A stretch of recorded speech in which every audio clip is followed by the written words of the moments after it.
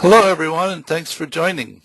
The first of what I expect will be many sessions that we will have together, and we'll see how it goes. One thing about a little housekeeping note is that I'm using GoToWebinar, and I'm presenting this particular window on my desktop. And if I touch anything outside of this window while I'm recording, it messes up the recording size because GoToWebinar thinks that it's so smart that it should change the sizing or something, and the end result gets all messed up. So I'm not going to be able to get outside of this context. So there's one good thing about doing this session at this time, and that is I'm not processing email at the moment, though I'm sitting here watching it pile up on the other screen, and I'm going to have to take care of it when I get done. So welcome to Web of Wonder, the first segment of the Systems Thinking Certification Program. A couple of housekeeping notes. When we announced this program in the beginning of April, we thought that maybe 40 or 50 people would show up. We're over 200 and climbing. You know, the old saying about be careful what you wish for. And at the same time, I've had numerous requests from people saying, I really want to attend, but I can't attend right now. And I tell them that the next session will be in 2015, and they give me all kinds of flack. So at the moment, we're attempting to figure out how to convert this into a recurring certification program. It will not affect all of the scheduled sessions for this initial program, though it will mean that if your schedule gets in the way of you getting through the material, you'll be able to slip it, because there will in fact be a new certification program starting every week. How I'm going to handle the associated webinars for this, I'll figure that out. This particular page on systemswiki.org, which if you go to systemswiki.org and click down here where it says ST certification, it'll take you to this page. I think everyone who subscribed, who registered for this program, ended up getting directed to this page at one time or another. This is where all of the revisions and updates and things were posted. This page has been, I try to continue to distill and synthesize this page down to just the essence of what one needs to know about all the detail for this program. So check in on it from time to time and see what's happening. As for the program itself and what I intend to cover today, if you came here looking for a lecture, you're in the wrong place. I've already created a whole slew of videos which are mini or micro lectures. The intent of this session is to review the content to a certain extent and answer questions that you have about the material that you have gone through to this point in the first session. Now the environment that you're in, I'm pleased that I haven't received a lot of emails from people complaining about this environment. It's extremely new. The software was only announced on Valentine's Day of this year. It is the mapping environment that I looked for 14 years, and it wasn't until Jeff and Ryan Moore showed up 6 months ago that I finally got to a point of not having to continue to look anymore. And I got a note from Jeff last night, and Jeff Moore, the CEO of Kumu Systems, happens to be a participant in this program. I commented to him last night that if it was not for Kumu, I would not have even attempted this. So the first, because this is being recorded and posted, and I intend to post it in the segment of content that is Web of Wonder, I'd like to keep the interactions or the questions focused in this particular area, as opposed to, I mean, the diversity and expertise participating in this program is almost completely overwhelming, and there are at least probably a dozen people here who could facilitate this program as well or better than I could. So, which means that, and a comment has come up in the discussion thread a couple of times, why is the discussion all over the map? And the reason is that a thought connects to a thought connects to a thought, and it's off the rails. So though during this session I would prefer to go ahead and try and stay at least as best possible on the elements that were covered in this particular segment.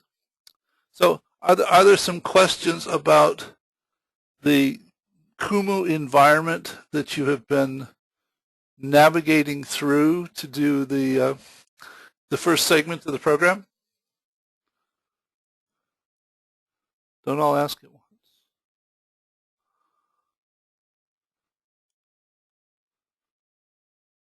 Can anybody hear me? Sure. Oh, okay. Okay. Well, at least that part's working. A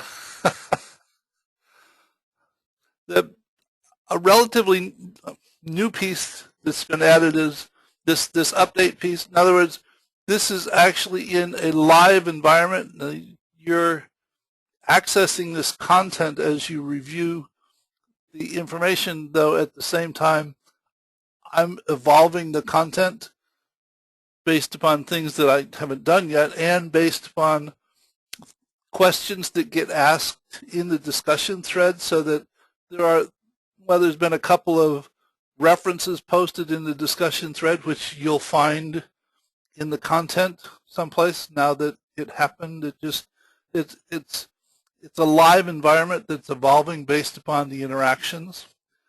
So what I did was I added an update piece here, an update notes element, which is a reverse chronological order of things that I have done to the environment of any real significance, and any time that I add something new here, well, that's good, I should have fixed that. I will go ahead and date this so that you can tell when the last update was, so that if it's weeks old, then you don't have to go look at it, but if it's relatively soon, then you should go take a look at it. And the part that I'm working on to figure out what to do about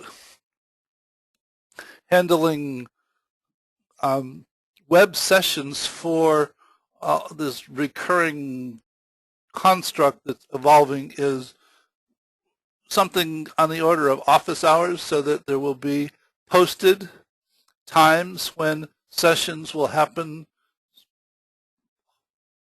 probably somewhat focused on a particular area, and there'll be a link here to register for that session, so that if you see a session that you want to come to, show up 15 minutes before it's supposed to start, register for it, and it'll take you right into the session, so that it's not register ahead of time and all of that. And that's sort of another trial and learning experiment that we'll see how that turns out. Okay. What have I got up here on the list that's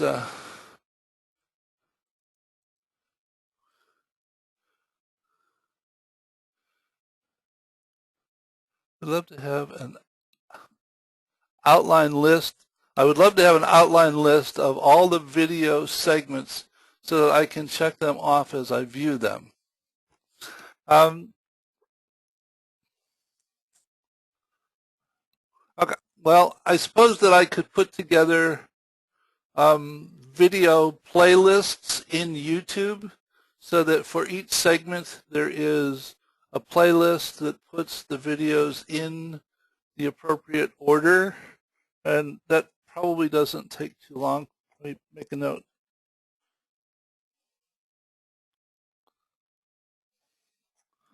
You think that would take care of it, Marcia?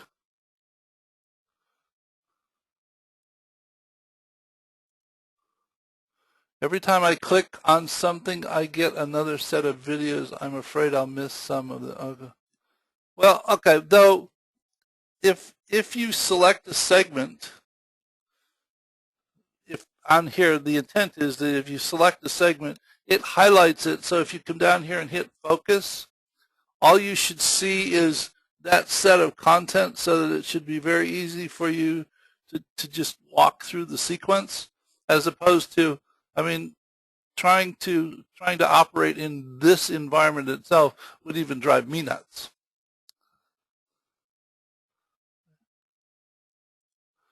Is there a way to track or mark where I have been on the map?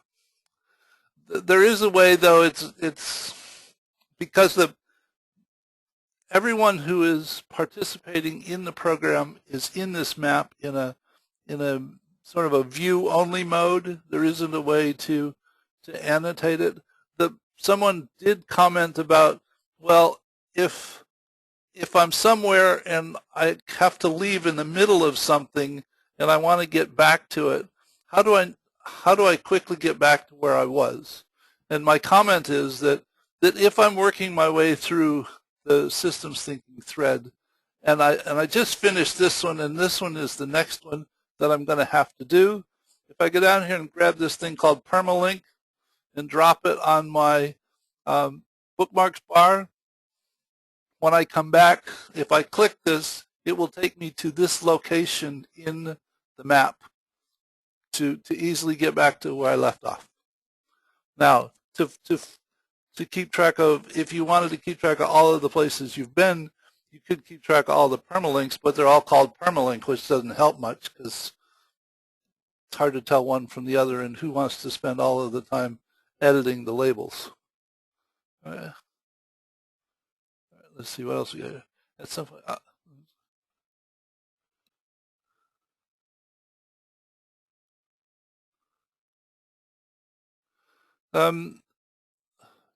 Matthew comments about looking at a thread and it getting all tangled up. All right. You can do a refresh here. You can also hit the B key and it'll bounce it, and it should straighten out. I mean, it's just, when I first did this, I pinned all of the elements trying to make a metro map out of it, and I found out that Kumu is much better at figuring out how to do the layouts than I am, so I let it. But I can just go ahead and if it's confused, I can hit the B key, or I can grab the pieces and I can move them around, and then tell it to try and reorient them. Try that, see how that works out, Matthew. Marcia said I'm worried I'll miss something. Between reviewing the videos and paying attention to the discussion thread, when you first start a segment, like the systems thinking segment was just turned on Sunday, when you first go there, you want to go and hit the discussion thread itself, which will cause you to follow that thread, meaning that all of the posts to that thread will get sent to you. So between what you view in the content and what people comment about the content, it will go over and over and over again, and I think it'll be really kind of difficult to completely miss something, but we'll see.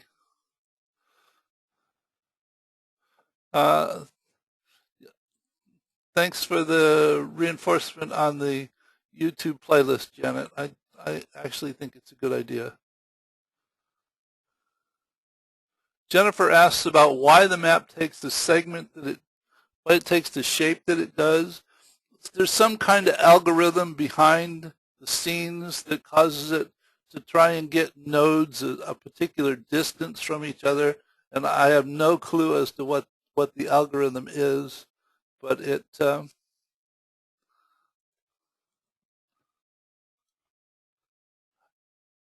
I mean, regardless of where I put the pieces, there are some similarities in the way that it ends up when it finally sorts things out and stops moving around. So Um, hopefully it continues to do a relatively good job.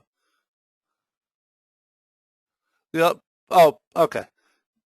Part of what's confusing here at the moment is I'm in edit mode on this map, which is why you see all of these buttons down here across the bottom. You should have the menu button, the filter button, and the focus button. And the only one that you really need at the moment is the focus button. And I'm trying to get them to add a feature so that when you click on this, it would automatically do the focus, and you wouldn't have to go down here and do the other step.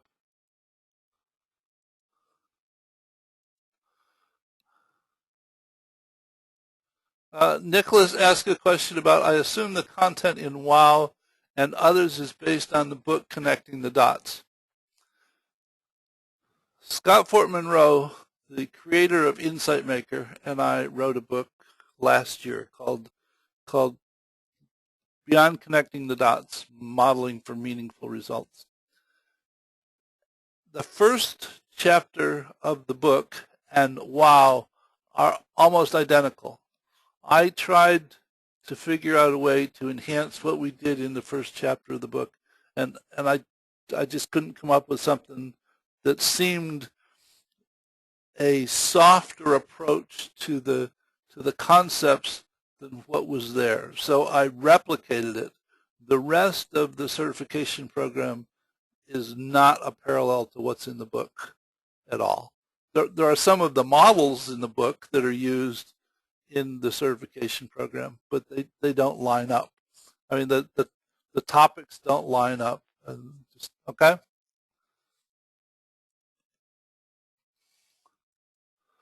Doesn't allow.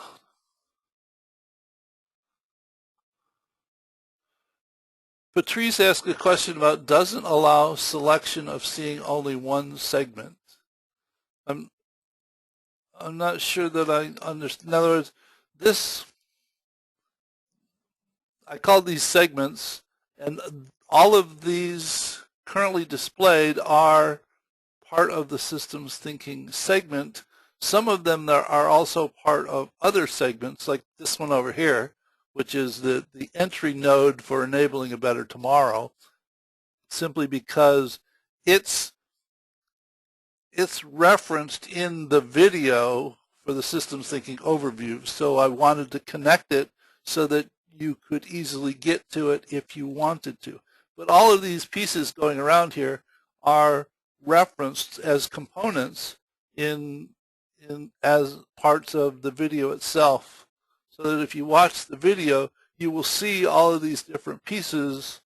They're also connected in case you want to go look at them, and they all have more detailed videos of their own. It's a question of, in other words, if you come into this thread, you do systems thinking, why is the system? System, feedback, boundary, and emergence are all actually in the system video, but they have models and videos of their own. System example is probably something meaningful, but it's covered to some extent in system, and all this stuff is optional. Then you go to what is systems thinking, then you do systems thinking overview, and then you can end. Or you can look at all of these if you want to. In other words, the intent is to provide options. I mean, some people like to dig deeper than others. So I tried to make a path through the content that hit the most meaningful pieces, though not put everything on the path to overwhelm people that had less time or weren't as interested in digging as deep into various aspects. And you can expect that over time, the additional pieces attached here will continue to develop, in other words, there will be additional pieces as people ask questions and certain things show up, and the realization is that, well, it would have made more sense had we added this piece or changed the order of this. I mean, this is to a great extent what we really wanted to create with the book, though we couldn't do it last year because the environment didn't exist to allow us to do it. I mean, yes, you could do the whole thing electronically in a wiki or something, though there's something about being able to see the connections between the content that just doesn't happen in a wiki with a lot of links. So that's why I said I've been waiting for this software for 14 years.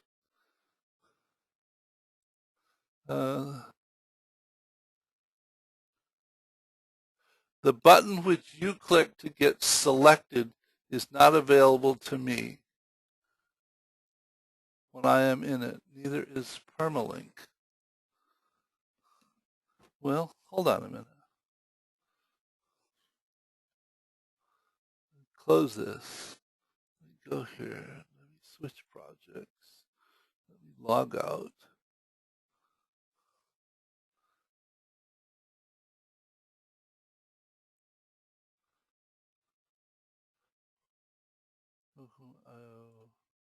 Oh, that all right. That won't work because this is, you can't get at this unless. All right, this is that true for other people? Can you not see this button down here that says, this button that says focus? Anybody? Can you see that on your screen, or is that?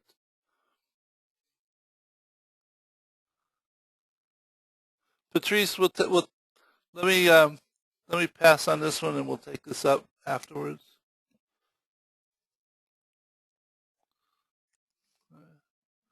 What is the projected amount of time to use for each week's lesson? Could there be an overview to help planning? Could there be an overview?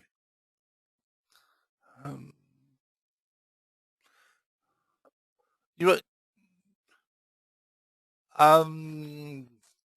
could just go read the summary at the end of each sequence. No. All right. Let me see if I can look at the times on the videos and sort of provide a sense of in the initial entry point to say that in this entry point to give a sort of an indication of how much time this thread is supposed to take.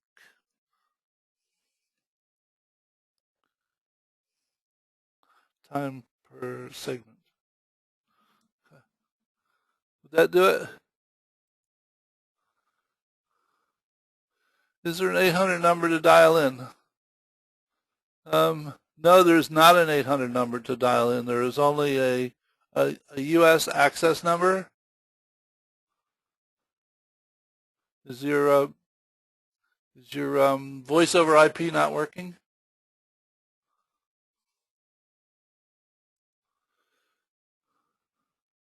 Is this interactive session? Can I post my question live? Yeah, just go over to the chat window.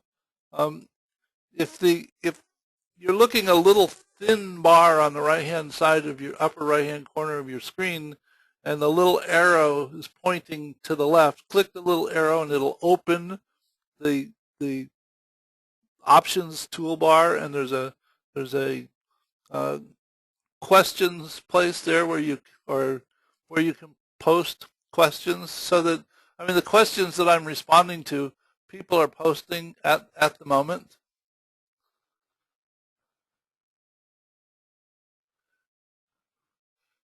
There might be.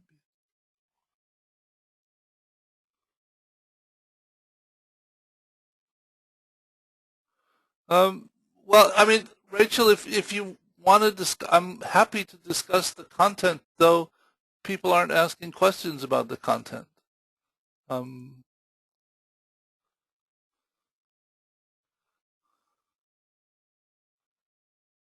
The mics are muted because it would end up in chaos, and I think it only does 8 audio sessions simultaneously anyway.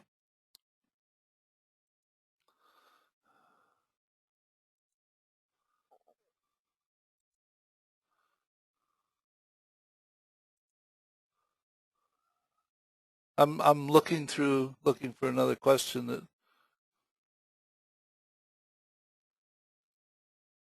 Okay. All right. If I'm looking at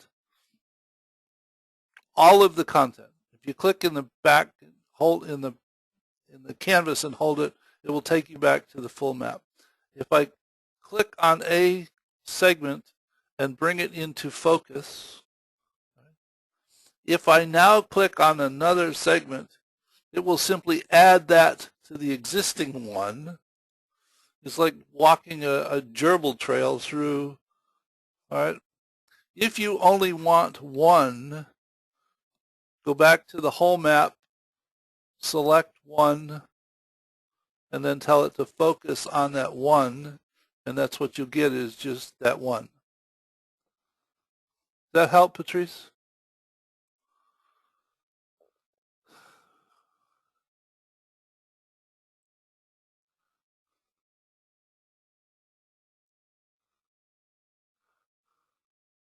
The So the, the first segment, the Web of Wonder, was an attempt to begin to frame a systemic perspective without actually hammering just terminology and definitions and how to do this, more an experiential approach, so that here's a bunch of things that happen because of the nature of the interconnectedness of things. In terms of that's the first section. The second section is intended to provide a foundation of the concepts and terminology typically employed by people in the systems thinking community, so that if you end up in the systems thinking literature, it won't all sound completely foreign, and it's easier to connect with. In the third section, the intent is to provide you enough of a foundation so that you can use Insight Maker to create rich pictures and causal loop diagrams and maybe rudimentary simulation models if you want to. I mean, some people have already created some in the first week. Then in the fourth week, the intent is to take what's been covered to this point and actually begin to look at situations and begin to understand how to think about those situations systemically, so that you sort them. In other words, I had to learn to, I think I posted this someplace, I had to learn to eat the elephant one bite at a time. I mean, I could give you all of the stuff that I think that you need in the first module, though I think that it would overwhelm you. It would overwhelm me. So, I mean, my intent is for it to all be there, though, to try and surface it in a manner that isn't overwhelming, so that one part builds upon another, so that 4 is to begin to look at situations systemically, and 5 is a well-defined process for starting with a situation and going through and looking at all of these different aspects to come out with a strategy to address that situation. So we'll see how it works out tomorrow.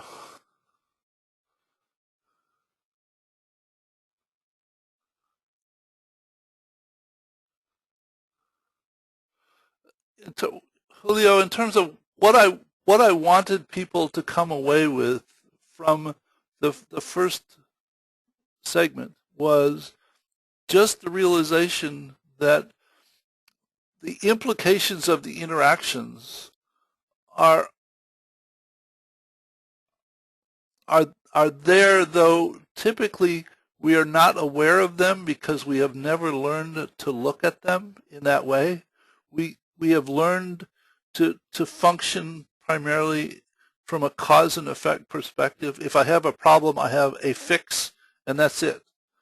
Though typically the fix is a fix that fails so that it works okay for a little while, but then the problem comes back after a while, or the fix actually in time makes the situation worse than it was before I applied the fix. And it's because of the limited perspective that I base my actions on. And the hope was that from the first model in the bird feeder dilemma that we began to surface that in terms of, oh, this was nice, let me do this, without thinking about all of these other things that are relevant implications of the action that I'm about to take. And should I actually consider them, or don't I care? I mean, here's the situation. I'll deal with the situation, and if there are consequences, I'll deal with them later. I mean, that's the way most people operate. I think that we can be better than that.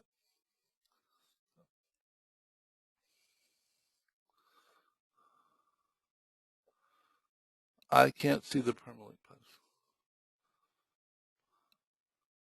I can. So why is it that some people can see the permalink button and some people can't? That's bizarre. Yes, I do. I see.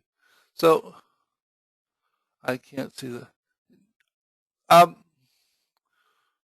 Gert, are you sure it's really dim and it's down past the new attribute button? And it should be like right in this, the last thing on the page on the right hand side. Let me make a note. Can't see permalink. Though it appears that most can. And all right, so that for most of you who can see the permalink button, can you also see the focus button?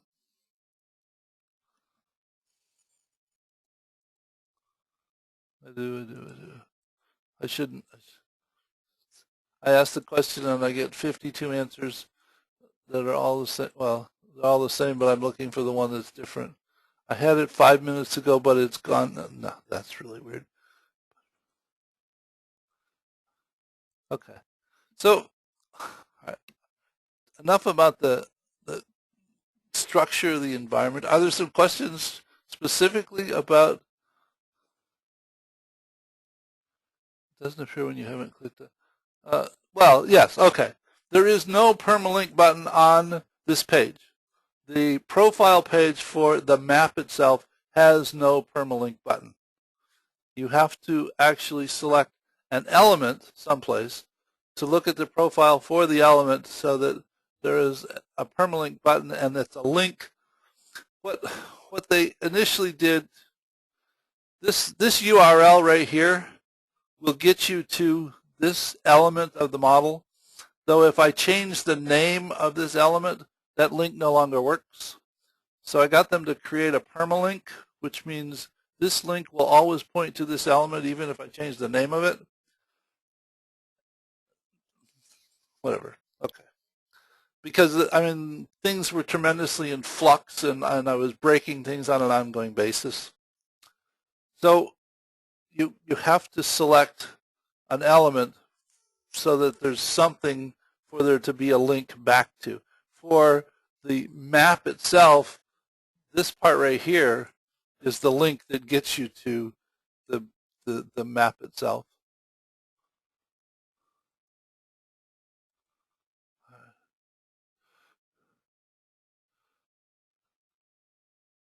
Does it matter where we start? For example, in the systems thinking section, should I just pick any node? Now, I purposely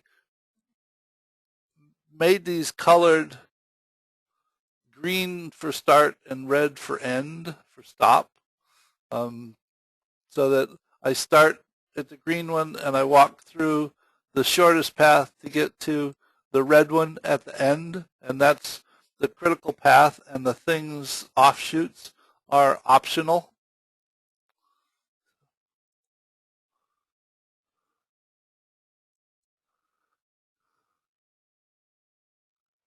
Is there a chat window where Gene is reading and receiving feedback?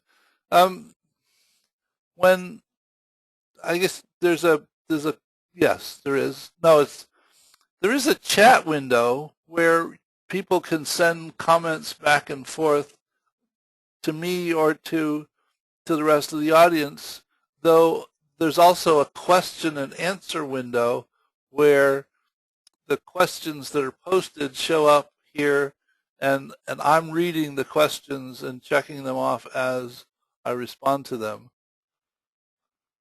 And I think that I'm the only one that sees the questions, which is why I was trying to read them.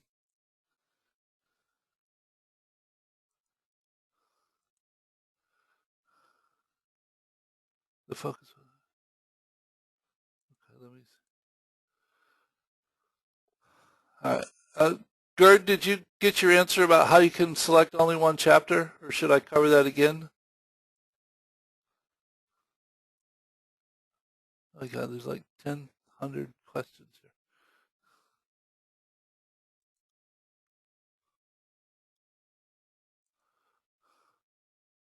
I'm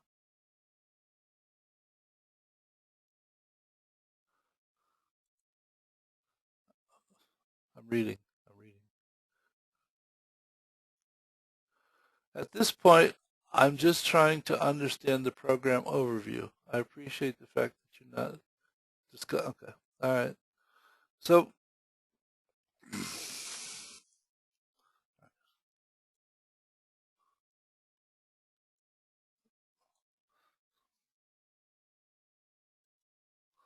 content. The the intent of the bird feeder was to simply show the implications of not taking a broader perspective of all of the relevant aspects of the situation. Though the thing is, the bird feeder dilemma presents a picture. It's a static set of relationships, and there are papers written that say that it is beyond our intuitive capacity to infer the implications of one or more simultaneous feedback loops. So the intent of Moose and Wolves in Sustaining the Forest was to provide us a sense that by simply looking at the connections of things, it is possible for there to be implications of those relationships that are absolutely not obvious. And the only way to figure them out is to do a simulation. So for those people who contend that systems thinking is too hard or too difficult, and somebody posted a video earlier today of some first graders doing causal loop diagrams and reinforcing loops and talking about how to break the loop and what they ought to do, and you know, if first graders can do it, adults ought to be able to do it. It's even better than not being smarter than a fifth grader. So there are times when a static relational depiction is sufficient to get an understanding to do something. I mean, it depends upon the questions that one asks. Though as soon as you ask about how much or how long, you can't get that from a picture that has no numbers on it and is static as opposed to dynamic. And then creating the future was a depiction of a situation where what we run into on an ongoing basis, in that we begin with a situation that promotes understanding that leads to strategy, hopefully to improve the situation, though typically we don't understand the situation well enough so that the strategy that we develop is half-baked and we actually take action that ends up with unintended consequences, which either makes the situation worse or creates new problems for us or somebody else to solve in the process. And it has to do with the fact that the contexts that we deal with are often very complicated or very complex and just appear complicated. And the cause and effect, as in the bird feeder and the moose and wolves and other things, that there's the actions and the implications of the actions are separated over time. The situation with the cutting trees in the forest, it's not, there's a problem from day one, though the problem isn't realized unless you look at the implications of those interactions over an extended period of time and the way that the interactions change. And so the follow the clues and learning had to do with a different way of looking at things, a realization of the way that we develop patterns, all patterns or models, whatever you want to call them. All we actually have are models of the world around us, some of which we have explicitly developed, and although many, many more of them which were implicitly developed based on experience that we probably weren't aware of as that pattern was developed. I mean, we only have a capacity to pay attention to a small amount of all of the interactions that happen around us, at least consciously, though our subconscious is capable of paying attention to a lot more of what happens around us, and the patterns that repeat or the situations that repeat over time, we actually learn from them and develop patterns that are a basis for our actions. And we'll, in one of the other sections, we'll talk about the Argyris's something ladder and his, I don't know. I'm having a senior moment and forgetting the label.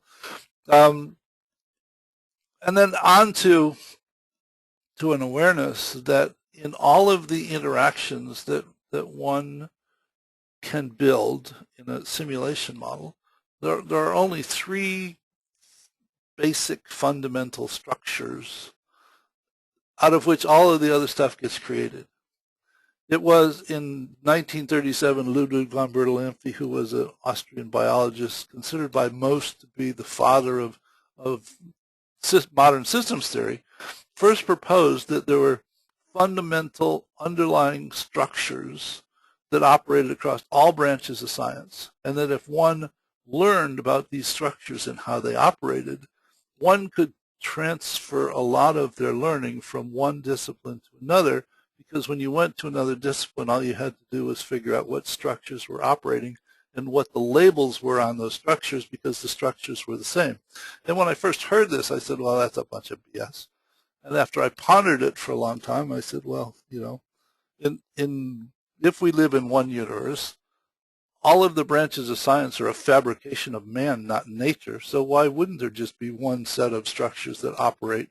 And those structures which he proposed are the systems archetypes. It just took another 40 or 50 years for Sengi to actually label them and for people to find them and identify them. And there's a section we'll talk about systems archetypes, and the reason to talk about archetypes is that they're structures that occur over and over and over and over again, and they have very well-defined patterns of behavior which imply those structures. And once you identify an archetype, there are well-defined strategies for dealing with that structure that are proven approaches for dealing with the structure, as opposed to having to start from scratch and figure out what to do about the situation. You you doing a time compression to do an appropriate way of interacting in that particular situation. The point on 3 recurring structures, that was, isn't that just these 3? Was that? Yeah, okay. That is, in fact, one model with all 3 of those structures in it at the same time. And then 3 types of models. There are thousands of different types of models, though these are the 3 types that I use 95% of the time to describe relationships or interactions. I develop rich pictures. If I'm just doing off-the-cuff kinds of stuff, if I want to be a little bit more explicit about things, I do causal loop diagrams because there is more information in the diagram to give a sense of what the relationships are. And then stock and flow models are being the most explicit because there is a very well-defined set of rules which identify the way that you can connect the pieces together. And for every connection, there is a formula that defines that set of interactions so that you can simulate that model and have it give you a sense of what the implications of that structure and those assumptions are as they play out over time. And to, this is just, I tell, there was a time when the worst thing I could come up against was a blank sheet of paper because I wanted to develop the model right, and I didn't know where to start. And I finally realized it doesn't matter where I start. I can't get it right the first time.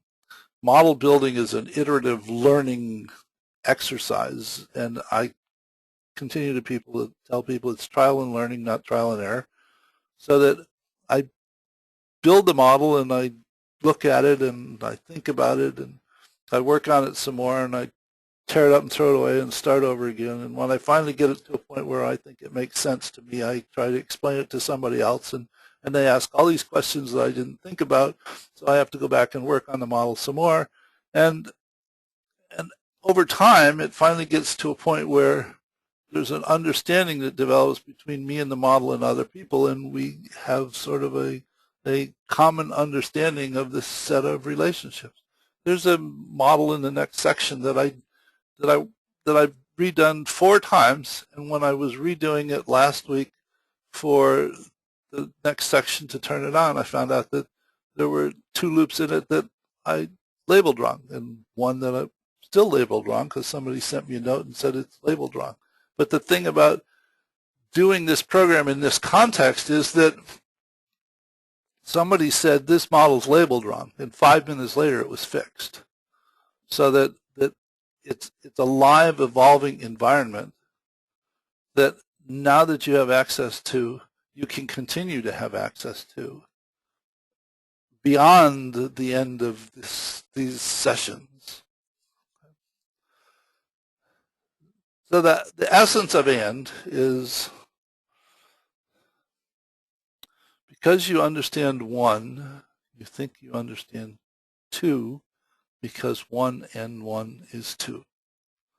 But first you have to understand AND. It's a Sufi saying, and I still haven't found a real source for it, though this whole concept came out of a paper that I wasn't going to read because I didn't think I needed to read it because it didn't offer much. Though in the process of reading it anyway, all of a sudden this whole concept of AND evolved and has proved immensely valuable in terms of how to evolve the relevant relations in a situation by simply asking the same question of, okay, now that I have this particular element of the situation, and what does it affect and what affects it? And I just continue to do that, though at the same time looking for balancing and reinforcing loops, because I understand that feedback has more influence over the behavior of the system than direct influences. So I put it together and call it the essence of and I offer it. So back to this piece that I said here about 3 models.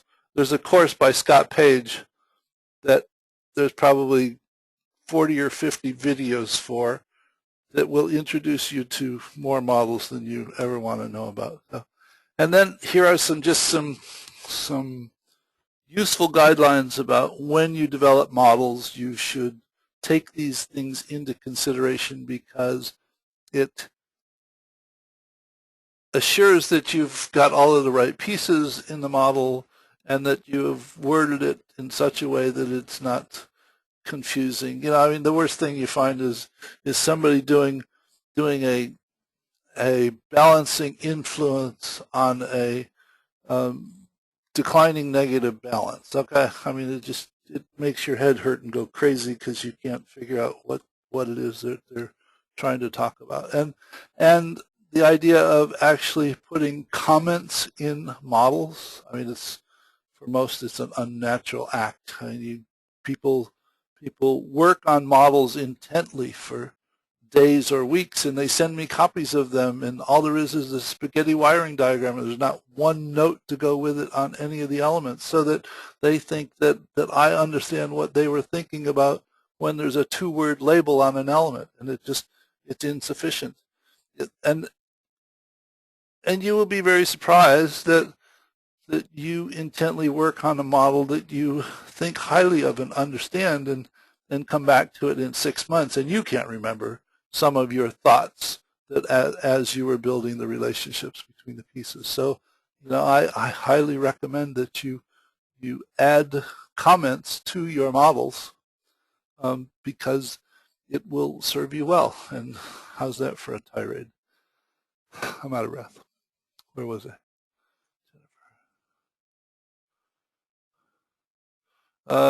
There's a question about, is there a possibility that you put videos in Vimeo?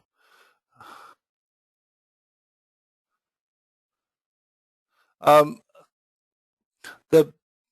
have almost 400 videos in YouTube, and I'm not going to move them to Vimeo. I have too many other things that are pressing. If you can't get to the content, I'll be happy to refund your registration fee. I mean, this was never meant to be a get-rich project to begin with. I'm sorry that you can't get to them.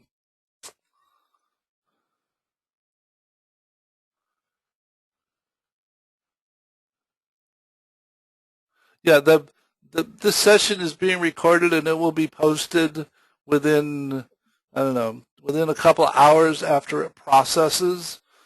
And I've been looking at Camtasia to see if I can figure out how to do an interactive selection attached to the video, so that if somebody reviews the video, they can jump to certain parts of it.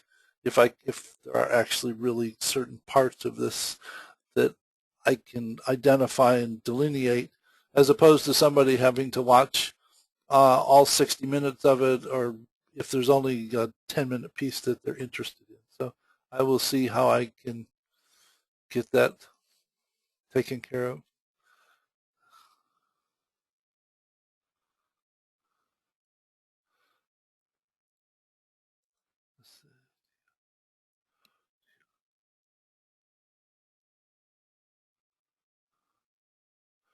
Do you want both webinar and Kumu windows simultaneously? Well, all right. So the video, in other words, the videos were done in such a way that where is the file? I gotta find one. The videos are now done in light boxes. I took them out of the profile on the left-hand side because the light box will make them a little bit larger. And once you start running it, you can come down here and change the settings, and all of the videos that I did were done in HD so that you can change the settings if there's something on the video that's detailed and you need a crisper resolution, or you can blow it up to the entire screen size. The models themselves, all of the models end up with a model identifier at the end of it, which is the ID number for the model. But all of the models will open in a separate window in Insight Maker. And the two things that I love most about Insight Maker is, one, that it's web-based, and two, that it's web-based. No, the second one is that any model that you can see in Insight Maker, you can hit the Clone Insight button and you can make a copy of it that belongs to you, and you can do anything you want with it. I could actually give somebody else, no, I don't want to delete that. No. I could be in all kinds of trouble here. Where am I? Cancel.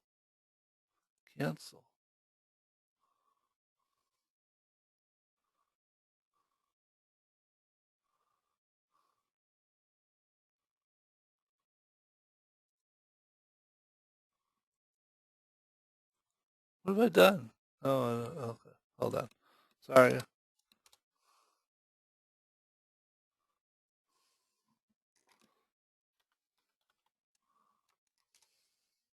Okay.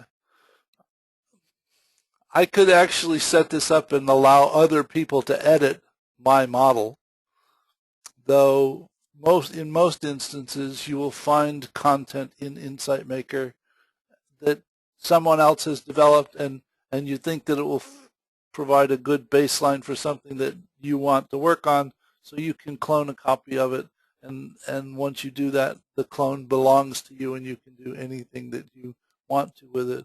There are currently I don't know, 13 or 14,000 models in Insight Maker, and there are currently about 23,000 users of the software. So there's a lot of stuff, and it's evolving very rapidly on a daily basis.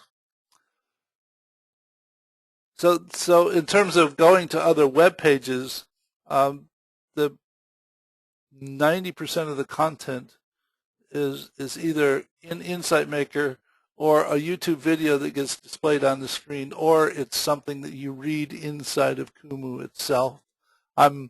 There may be references on some of the pages that link to articles and things that I think might be of interest. The references are not mandatory reading. They are references if you so desire to look at them. Part of what I hope is helpful is that I will not simply put dozens and dozens of references to make a long list of references. I will try and find the one or two references that I think are the most meaningful to spend time with, and those are the ones that I will provide as references.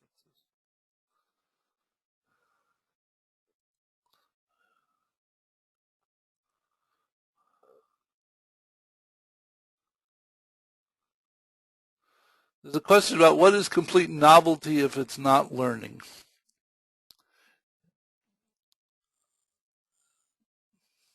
XBRMT. It's a bunch of letters. What is there to learn from it? There is no way to connect it to anything. Well, I have no way of connecting it to anything that I'm aware of in my recorded history. Maybe I can go do a search on the internet to find out that they are the letters for something, but not that I'm aware of. And to me, that represents complete novelty. Learning is something that happens when I can connect with an existing pattern that I understand and extend that pattern so that I have a broader base of understanding from which to operate.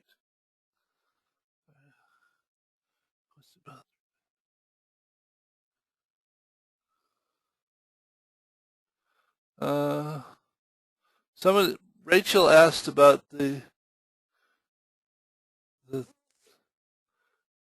I had a question about the three basic models. They seem to deal with growth. Two of them deal with growth, and one of them well, yes, they all deal with growth, though they don't have to deal with growth. That's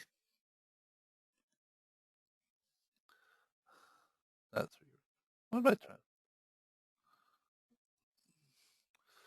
In this particular situation, the flow rate, because of the way that this model is structured, the content of this stock accumulates. So yes, it grows.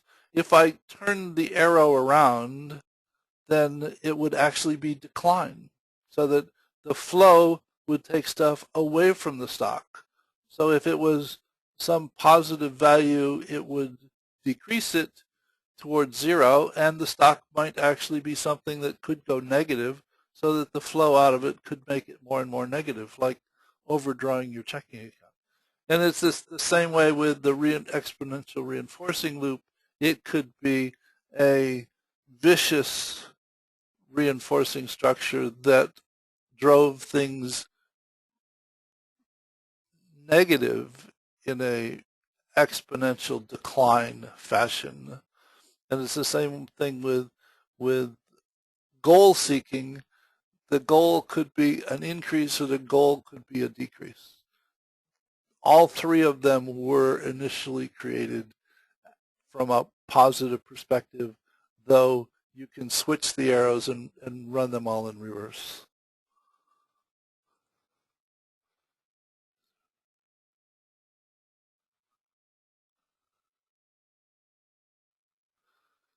Matthew asks a question about, is there a point that in the complexity around us is so complex that attempting to put systems thinking process around it becomes impossible?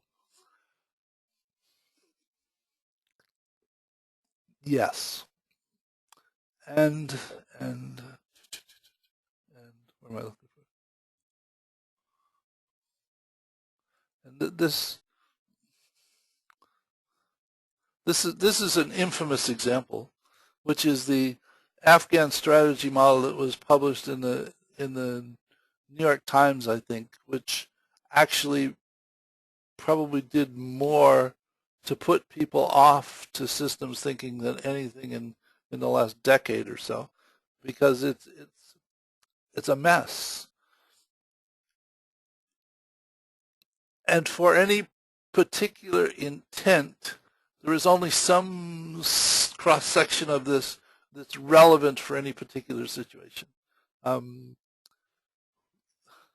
This is not a model that ends up being helpful. It's a model that you develop to attempt to impress people with your proficiency in building models or something. I don't know.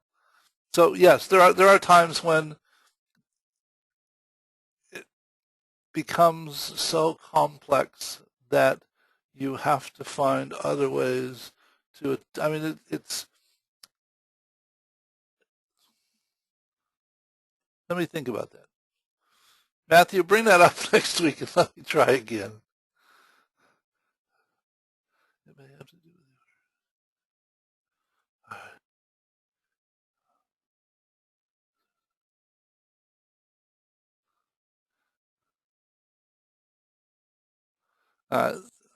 with George comments about on the models I was looking at.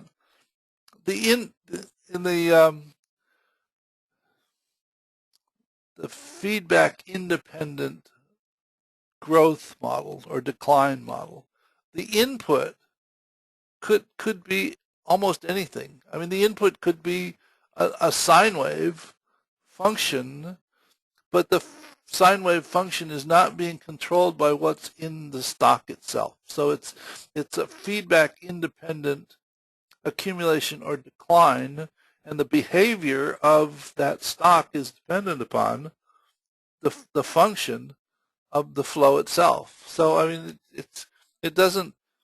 it doesn't have to be linear by any means.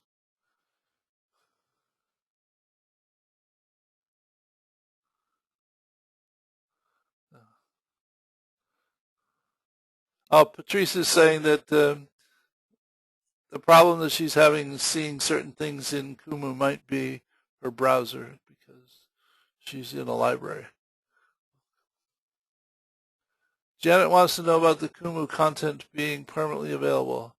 As far into the foreseeable future as I can think about, I mean, the intent is to,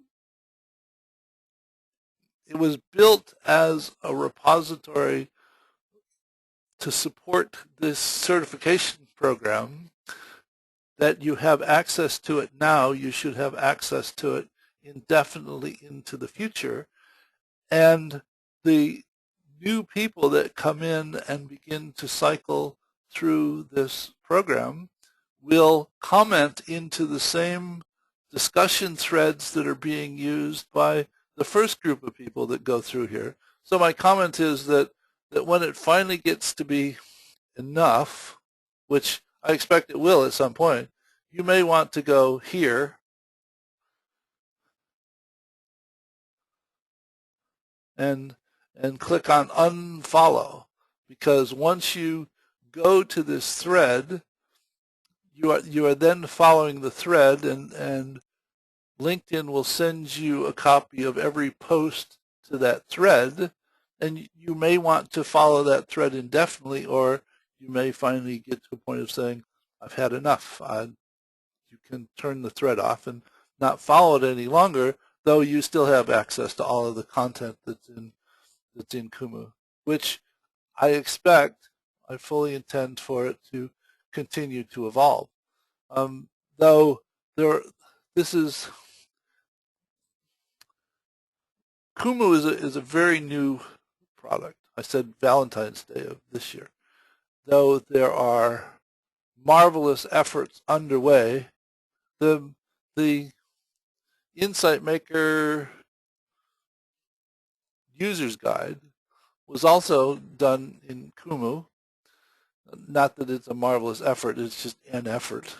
And there are a multitude of models in here that show that examples for developing causal loop diagrams and rich pictures and simulation models and endless array of things. And then Jeff McDonnell in Sydney is working on this nightmare about health and healthcare, which is a force to be reckoned with, and that's not even the this one.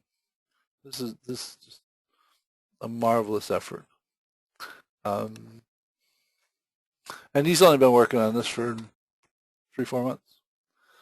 So, and the idea is that the model for Kumu is like the Prezi model, so that now that you have an account, you can create all of the publicly visible projects that you want to. If you want to develop a private project for some reason, then you need to begin to fund the developers of the environment, which seems reasonable.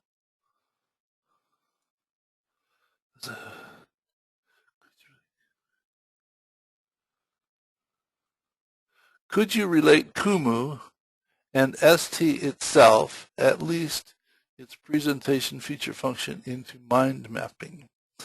Okay.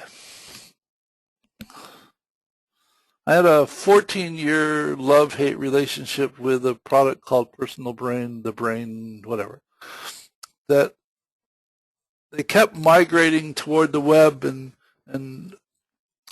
they're mostly there at the moment, though it to me is a lot like all of the mind mapping software in that it has to start with a central node, and everything branches out from it.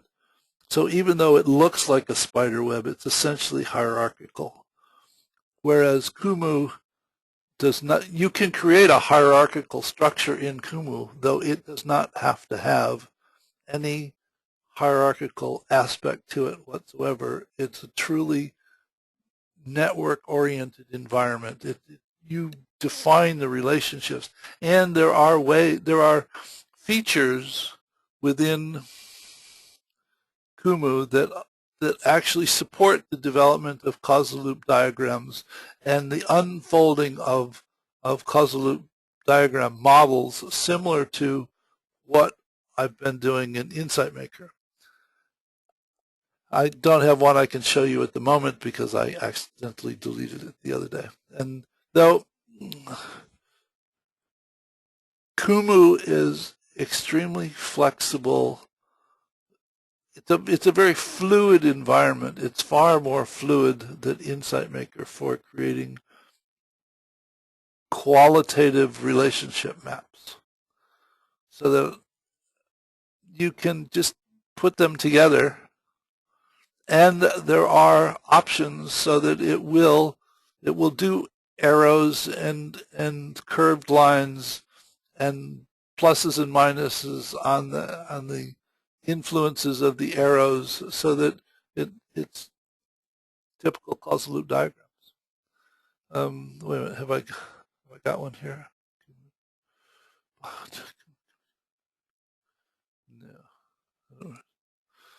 No.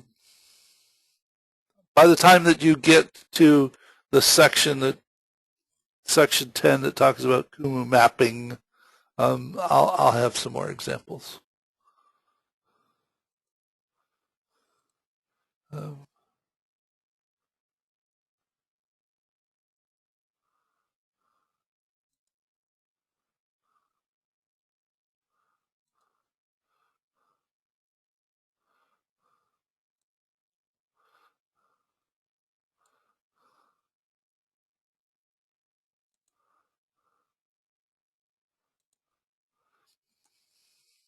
I'm looking for another question that I haven't answered already.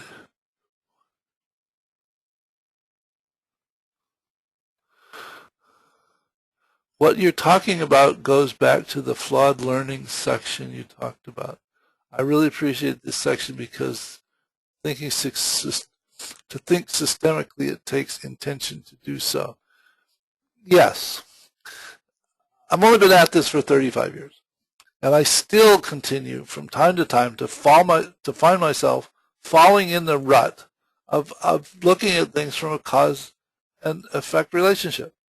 I have Post-it notes all over the place that say "and?" and I, it's just, I did something the other day, and I should have asked 2 or 3 people before I did it. I'm just so used to dreaming up these things and going off and doing them. I never thought to say, how about this?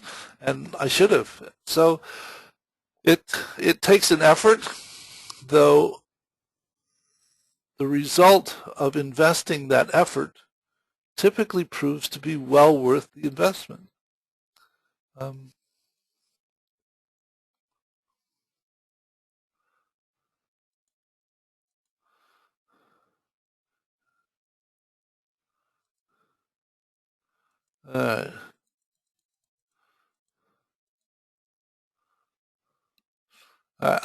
about out of gas. Is there anything critically pressing?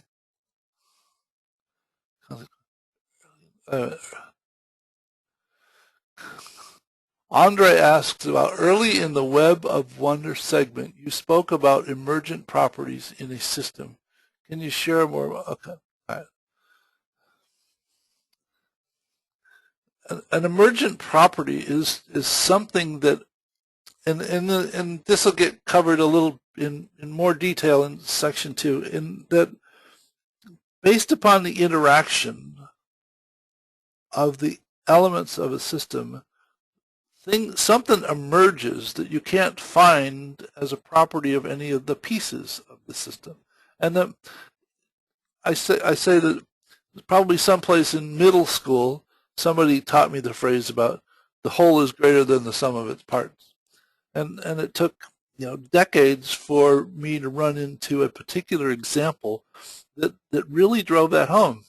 And the example is absolutely stupid. The example is water. So that water at room temperature is a liquid.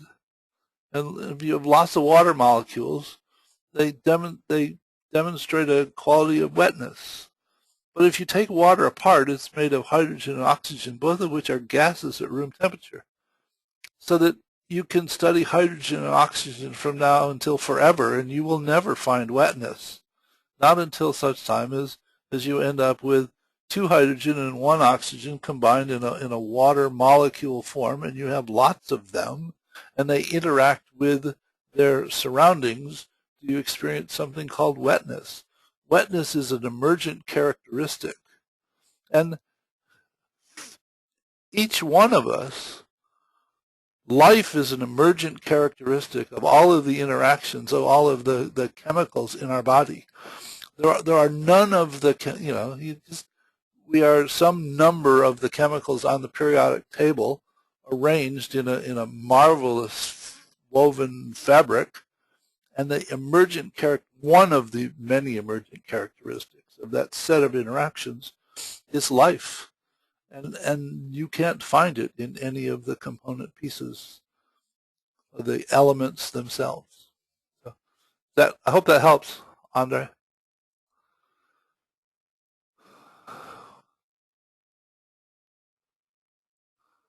Why must every goal-seeking structure have at least one balancing feedback link as opposed to being strictly reinforcing? Well, it is, let me go back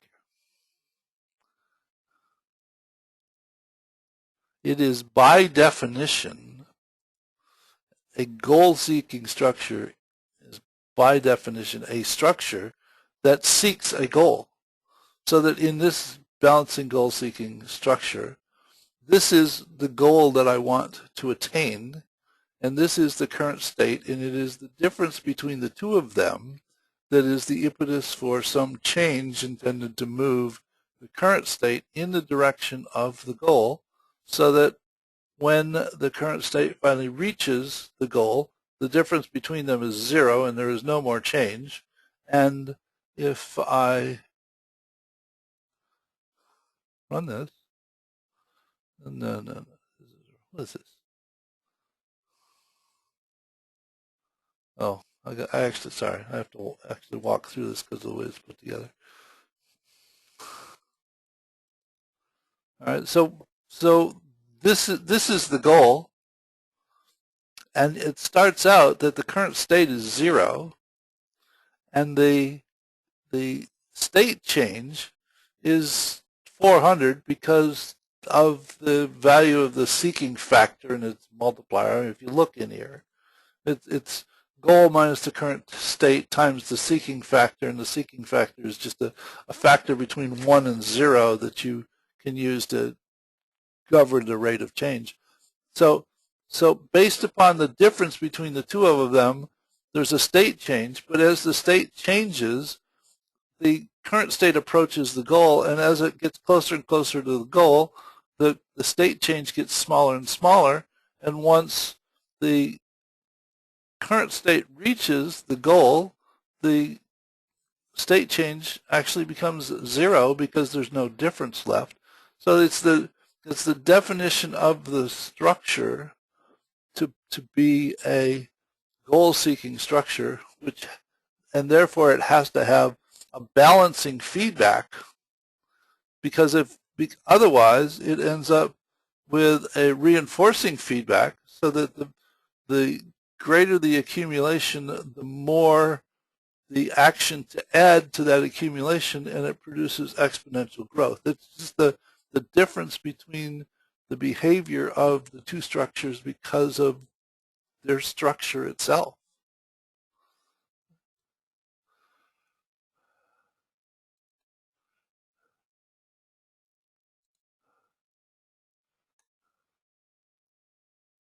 What, Peter?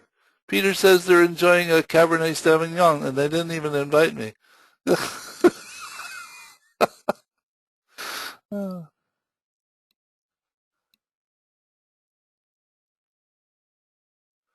Let's see. Patrice,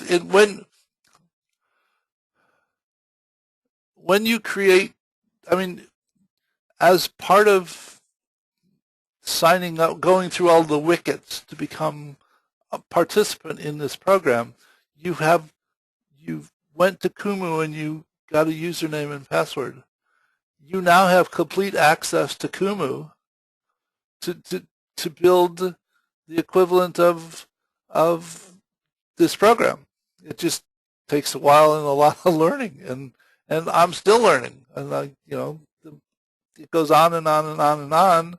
And as I said, in week 10, we're actually going to go ahead and go through and hopefully have you build some initial Kumu models so that you can begin to get familiar with it, and if you like it, you can build more.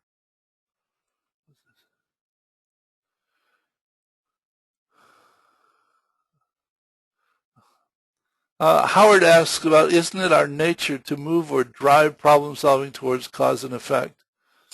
Well, most of us live very harried lives with no time available. And anytime there's a problem, that means that we have to find time to address it. So mostly we just want it to go away so that we can get back to whatever was more pressing on our list. Though the disservice that we do to ourselves is that we shortchange our understanding and the strategy that we use to address the situation, so that, as it turns out, we actually have less time later because we have to go back and deal with the repercussions of our previous actions. And you will see it repeatedly said that the majority of today's problems are the direct result of yesterday's solutions. We are our own worst enemies. We are the poster children for pogos. We have met the enemy, and he is us.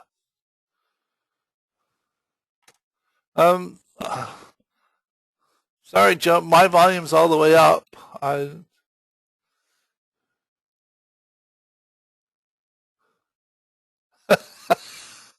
Jen's just reminded me that I started this with red and green, and they're indistinguishable for colorblind people. All right, Jens, what would you suggest that I do?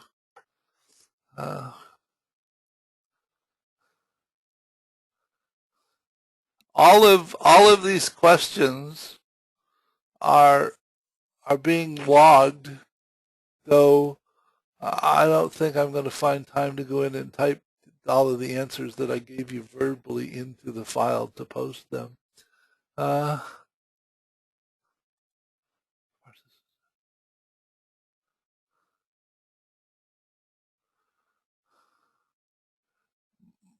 Marcia said participants don't have the chat window and we only see our own questions. I have to go look at that because I'm sure that we did a session at one time and the participants were all chatting with each other before the session started, and I went and looked for how to do that. I'll call the GoToMeeting people back and ask them about that.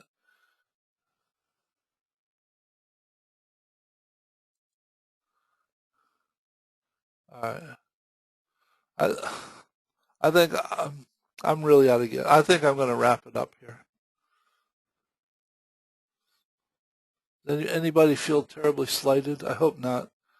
You can come back for another session on Thursday, and as I said, I'm going to go ahead and hold some sort of impromptu office hour sessions, and maybe we can focus more on particular questions if we need to.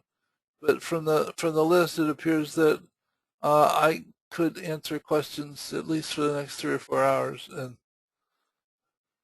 so. All right, I'll try and get this posted within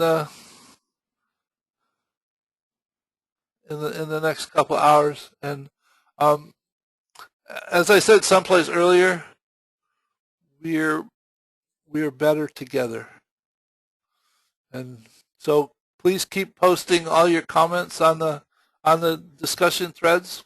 I read every one of them, and I even comment on some of them, and to sort of provoke some additional thought, and hopefully it's helpful, and we'll see where it goes.